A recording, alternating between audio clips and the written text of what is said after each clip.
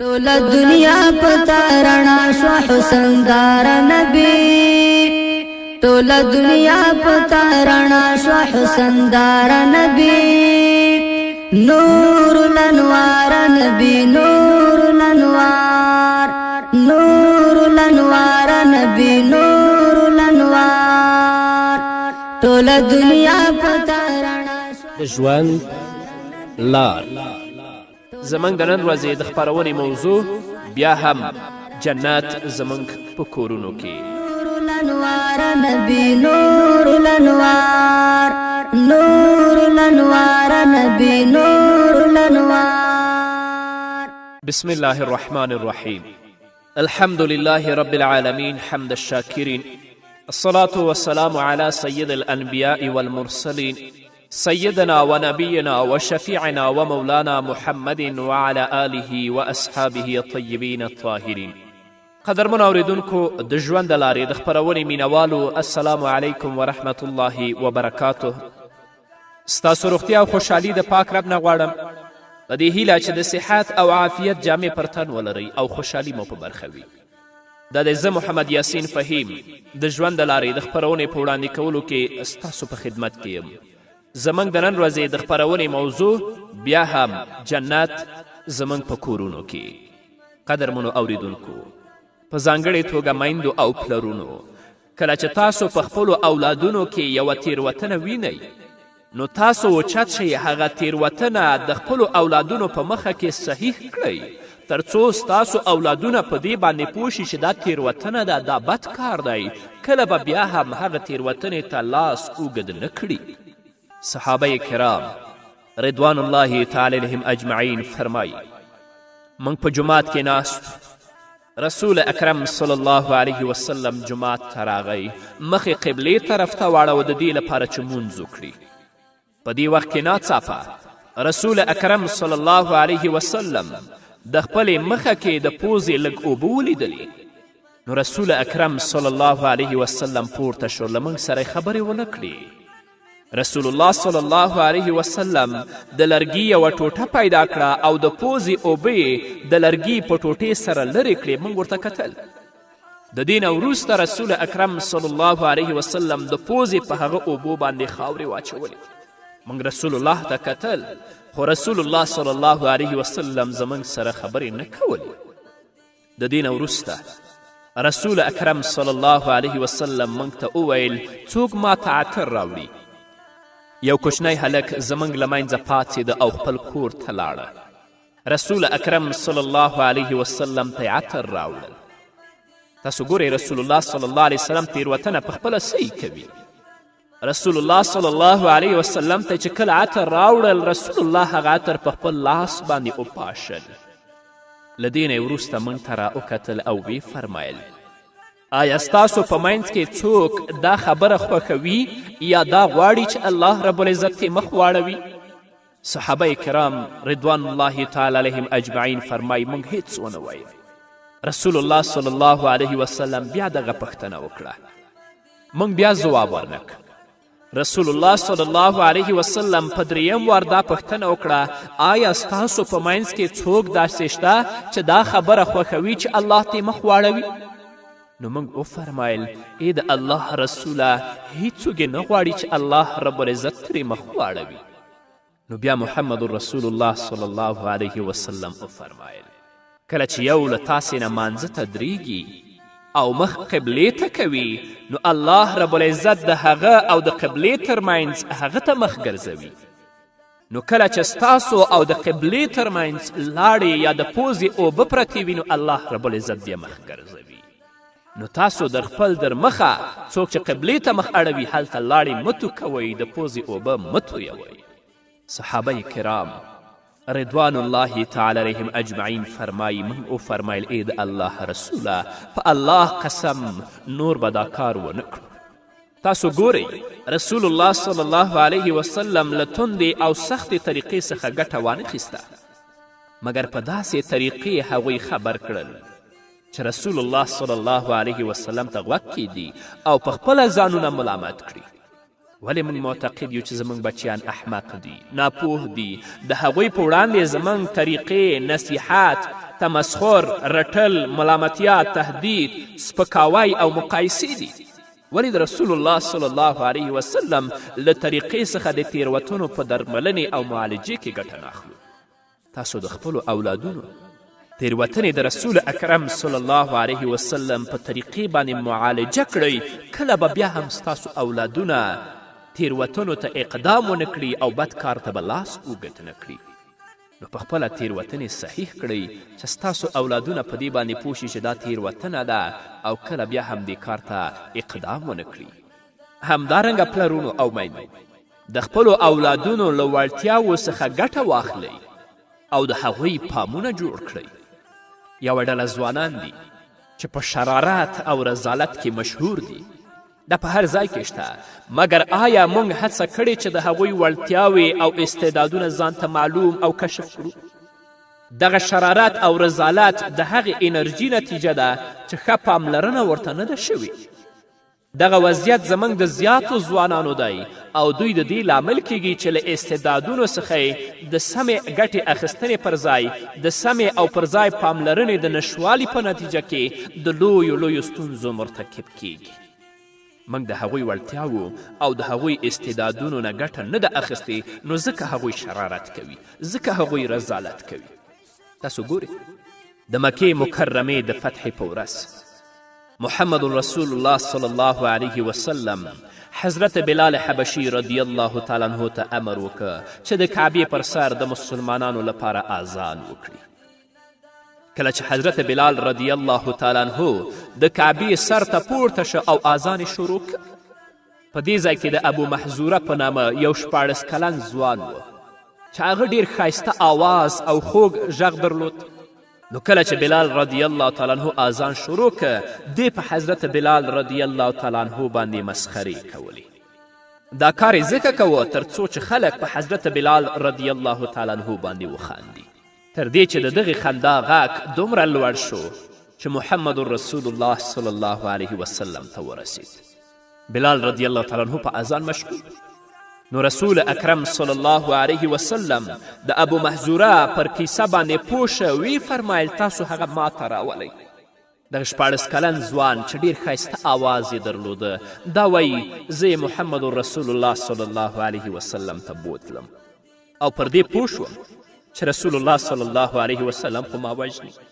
خو کله چې زه رسول الله صلی الله علیه وسلم ته یوړل شوم، رسول الله صلی الله علیه وسلم ما ته وفرمایل پوه شوم چې خوږ او ښکلی غږ لري.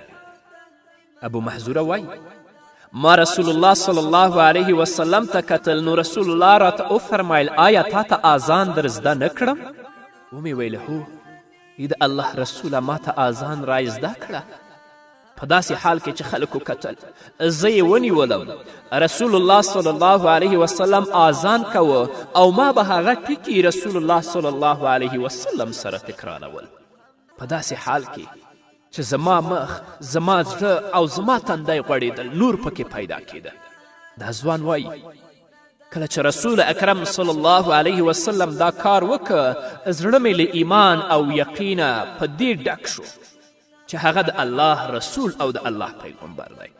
نو کله چې اذان تمام شو، رسول الله صلی الله علیه وسلم راته وفرمایل آیا اذان دې یاد کو؟ ما ورته وفرمایل هو ای د الله رسوله.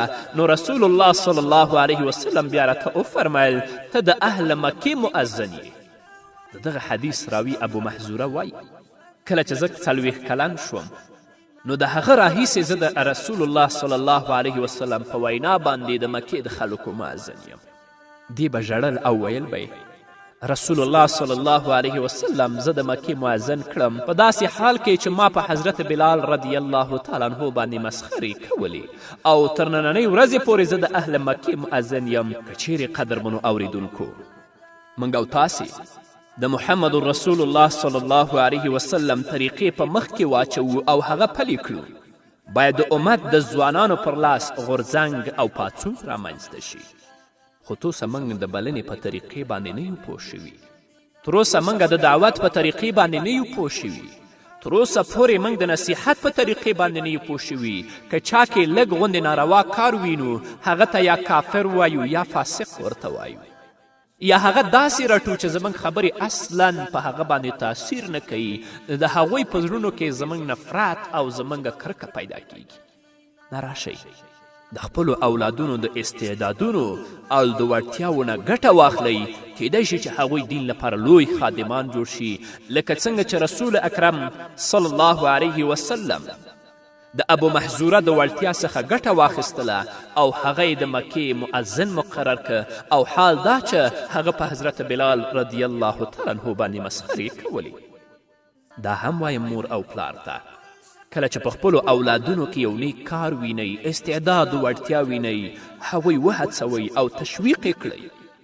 په صحابه و کرامو کې رضوان الله تعالی اجمعین یو ځوان و، هغه وایي زه جومات ته راننوتم، کترې مې چې رسول اکرم صلی الله علیه وسلم سره د صحابه و کرامو په مانځه ولاړ دی او د رکوع په حالت کې دي، نو ما په جومات کې چغې جوړې کړې او دا چغې مې د دې لپاره جوړې کړې چې رکوع لویه کړي تر څو زما نه رکات فوت نشي، مونځ رانه تیر نشي.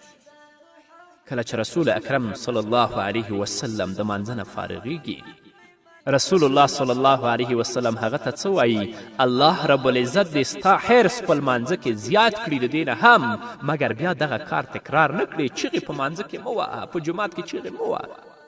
تاسو ګورئ د محمد رسول الله صلی الله علیه وسلم دې ښکلې طریقې ته راشئ، دا طریقې خپل کړئ، پاملرنه وکړئ، د خپلو اولادونو او د خپلو لاس لاندې خلکو معالجه او درملنه د رسول اکرم صلی الله علیه وسلم په طریقو باندې وکړئ، الله به کامیابه کړي. رسول الله صلی الله علیه وسلم به خلک هڅول، هغوی به تشویقول. رسول الله صلی الله علیه وسلم څه وایي؟ خیر رجالتنا الیوم سلمه. نن ورځ سلمه بن اکوع زموږ په بهترینو سړیو کې ګڼل کیږي. د ابو عبیده بن جراح رضی الله تعالی عنه په هکله څه وایي؟ ابو عبیدة بن جراح امین هذه الامه. ابو عبیده بن جراح د دې امت امین دی. د حضرت عمر رضی الله تعالی عنه په حق کې څه وایي؟ یا عمرو ما لقیک الشیطان قط سالکا فجا الا سلک فجا غیر فجک. ای عمره، هیڅکله شیطان تا په لاره کې نه ویني مګر دا چې ستا له لارې څخه په غیر بله لار کې روان وي. یعنی په کومه لار باندې چې ته روان ای عمره، په هغه لار باندې شیطان نه ځي، ستا لاره پرېږدي. د معنوي روح پورته کول په تشویقولو سره کیږي، په هڅونې سره کیږي. حضرت عبدالله بن عمر رضی الله تعالی عنه د شپې لمونځ کوه، تهجد یې کول، خو د یو څه مودې لپاره دا تهجد او د شپې مونځ پریښی و. رسول الله صلی الله علیه وسلم ترې خبریږي. اوس رسول الله صلی الله علیه وسلم غواړي چې هغه د شپې لمانځه کولو ته تشویق کړي. رسول الله څه فرمایي؟ نعم الرجل عبدالله لو کان یقوم من الليل. عبدالله ابن عمر ښه سړی دی که چیرې شپه ویښه کړي، یعنی د شپې لمونځ وکړي، ډېر ښه سړی دی. کله چې حضرت عبدالله ابن عمر رضی الله تعالی عنه د رسول اکرم صلی الله علیه وسلم نه دغه خبره اوري، نو حضرت عبدالله ابن عمر له هغې ورځې د شپې لمونځ پریښی نه دی، تل لپاره به یې تهجد کول. نو پلرونه او میندې دې د رسول اکرم صلی الله علیه وسلم دې طریقو ته متوجه شي. انشاءالله کورونه به د دوی لپاره جنتونه وي، په خوشحالي او په هوساینې سره به هلته ژوند کوي. په همدې هیله قدرمنو اوریدونکو نور به واورو، خو د یوې دمې نه وروسته.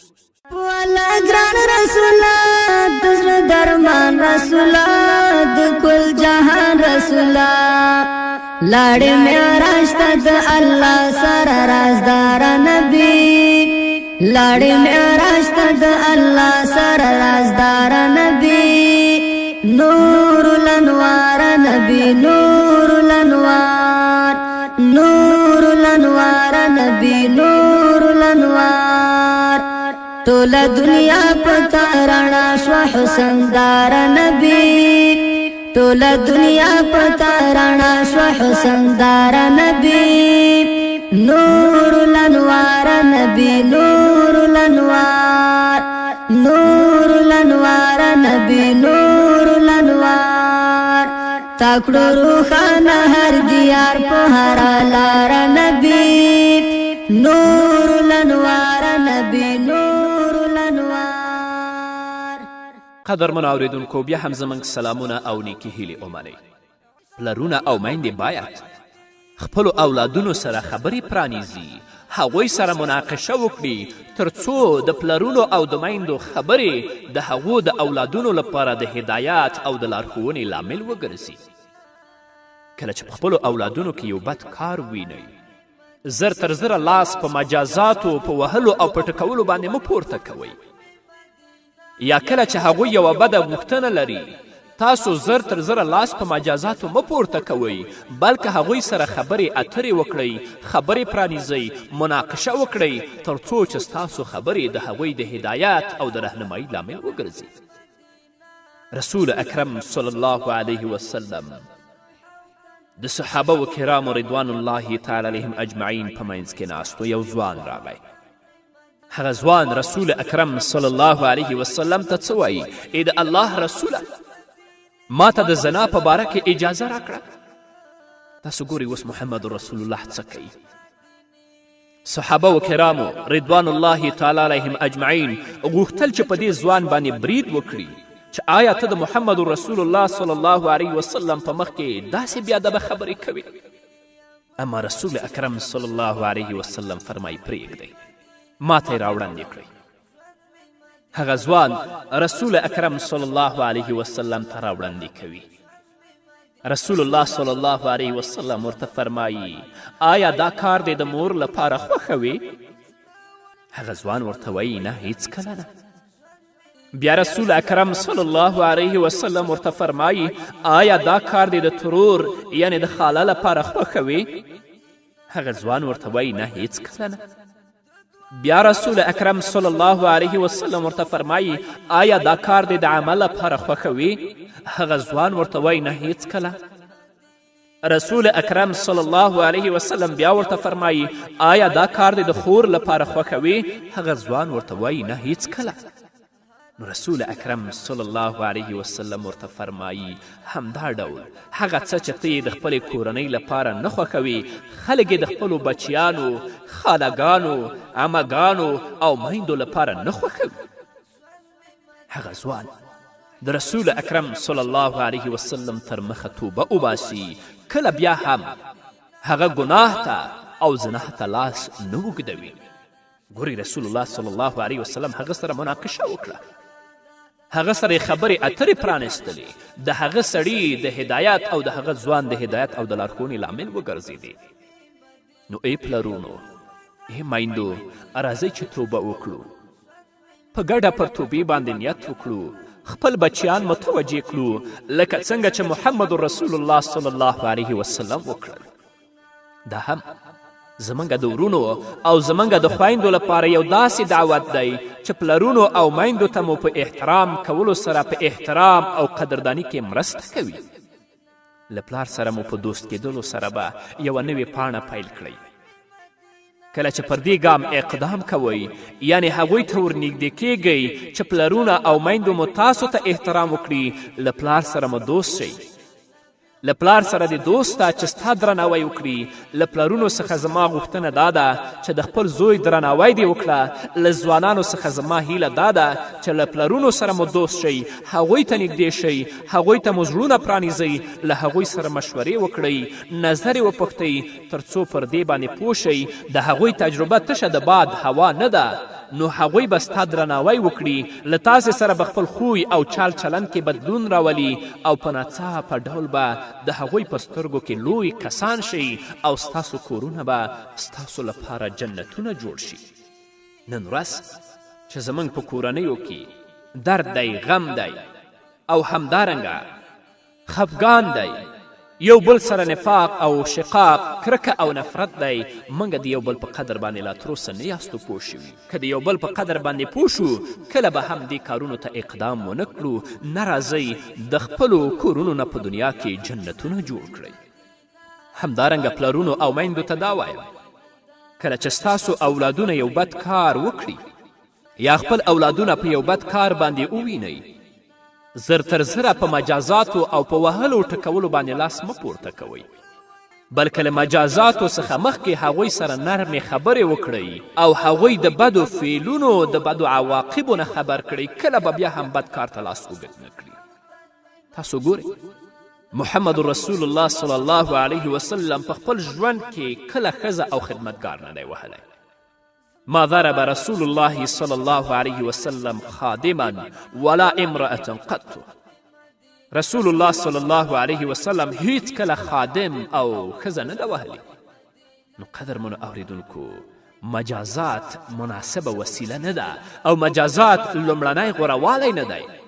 رسول اکرم صلی الله علیه وسلم فرمایی الرفق لم یکن فی شیء قط الا ضانه ولا نزع من شیء قط الا شانه. د ابو داود حدیث ده. رسول الله فرمایی نرمی او ملایمت چې په هر څیز کې و هغه یې ښکلی او په یو څه کې بد نشته مګر دا چې هغه یې بد کړي، په هیڅ کې بد نشته.